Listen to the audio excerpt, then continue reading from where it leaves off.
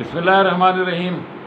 باتیں میڈیا کے ایک اور نئے پروگرام میں انور سعید حاضر ہے۔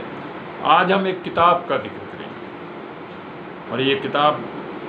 سے زیادہ ایک ادارے کی کہانی ہے، اور اس ادارے کا نام ہے اخوت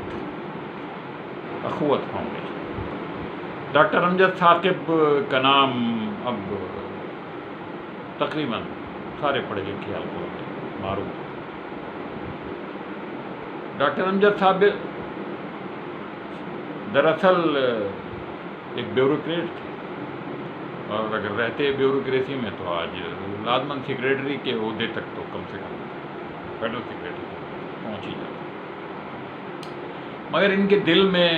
کچھ خواہشات تھیں، کچھ امنگیں تھیں، کچھ آرزوئیں تھیں، کچھ خدمت کا جذبہ تھا، اور انہوں نے پھر اس اپنے جذبے کو بروئے کار لانے کے لیے بیوروکریسی سے استعفیٰ دیا۔ ڈاکٹر اختر حمید خان بھی ایسے ہی ایک شخص تھے جو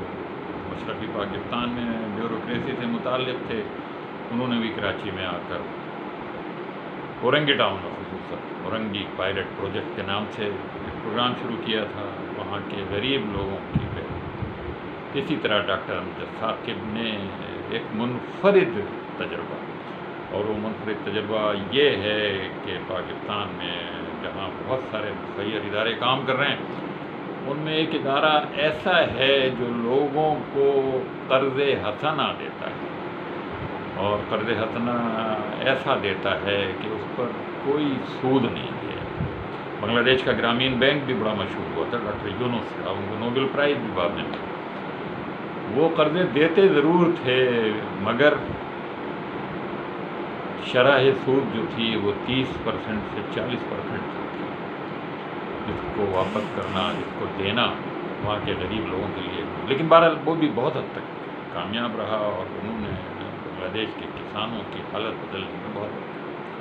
ڈاکٹر امجد ثاقب کا کمال یہ ہے کہ انہوں نے اسلامی اصولوں کے مطابق سود سے پاک قرض حسنہ دینے شروع کیے، اور جس طرح ہم پاکستانی قوم کو ہر وقت برا بھلا کہتے رہتے ہیں، ان کا کہنا یہ ہے کہ بغیر کسی بہت بڑی ضمانت کے، بہت چھان بین کے بغیر بھی جو قرضے دیے گئے، 99% سے زیادہ لوگوں نے وہ قرضے واپس کیے۔ 2001 میں انہوں نے اخوت جیسے ادارے کی بنیاد ڈالی، صرف 10,000 روپے سے کام شروع کیا، یعنی 10,000 کے قرضے لوگوں کو دیے، اور اب اس وقت یہ صورتحال ہے کہ وہ کوئی اربوں روپے کے قرضے ہر سال ہزاروں خاندانوں کو دیتے ہیں، اور پھر ان کی ریکوری بھی ہوتی ہے۔ انہوں نے یہ ادارہ جو قائم کیا تو ان کے ذہن میں کیا کچھ تھا، خدشات تھے، ناکامی کے بہت بڑے بڑے خدشات تھے، بغیر کسی ریوارڈ کے، بغیر کسی سود کے پیسوں کی واپسی بہت ہی مشکل۔ کہتے ہیں بہت ہی معمولی لوگ ایسے تھے جنہوں نے دھوکہ دیا، جو فرار ہو گئے، جو پیسے دے کے غائب، بہت کم، لیکن اکثر نے۔ اور ماشاءاللہ مزے کی بات یہ ہے کہ جن لوگوں کو یہ رقم دی گئی، جن بیواؤں کو دی گئی، جن غریبوں کو دی گئی، وہ نہ صرف اپنے پیروں پر کھڑے ہو گئے، بہت سارے ان میں، بلکہ وہ خود ڈونر بن گئے، اور پھر بڑی بڑی رقمیں دنیا بھر کے پاکستانیوں نے، مخیر اداروں نے۔ یہ کتاب اخوت کا سفر ان کی امریکہ کے دورے پر مشتمل ہے، اس کی کہانی ہے، اور اس کا سبب یہ بنا کہ انہیں کچھ لیکچر دینے کے لیے ہارورڈ یونیورسٹی میں بلایا گیا۔ 2 لیکچر کے درمیان 15-20 دن کا وقفہ تھا، اور انہوں نے ان 15-20 دنوں میں امریکہ کے مختلف شہروں میں اپنے جاننے والے پرانے لوگوں اور نئے جاننے والوں کے توسط سے 20 جگہ خطاب کیا، اور وہ 20 خطاب اور وہ محافل ڈونیشن کا ذریعہ بن گئی، اور ان کو لاکھوں ڈالر اس مہم کے دوران۔ اس پوری کتاب میں اس سارے سفر کا ذکر ہے، ان ساری محافل کا ذکر ہے،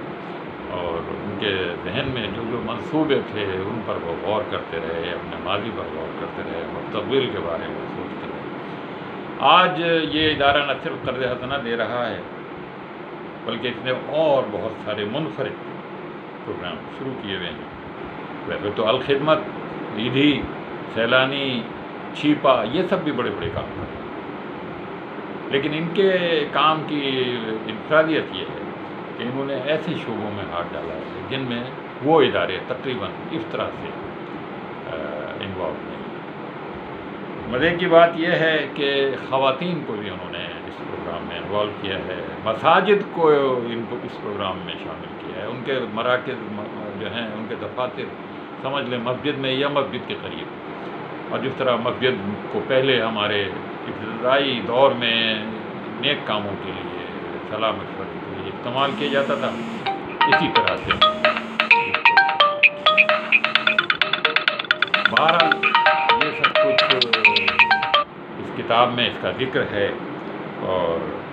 انہوں نے جو دیگر پروگرام قرض حسنہ کے علاوہ شروع کیے ہیں وہ خواجہ سراؤں کی ایک بحالی کا پروگرام ہے، یہ ایک منفرد پروگرام۔ پھر میک اے ڈریم، معذور بچوں کو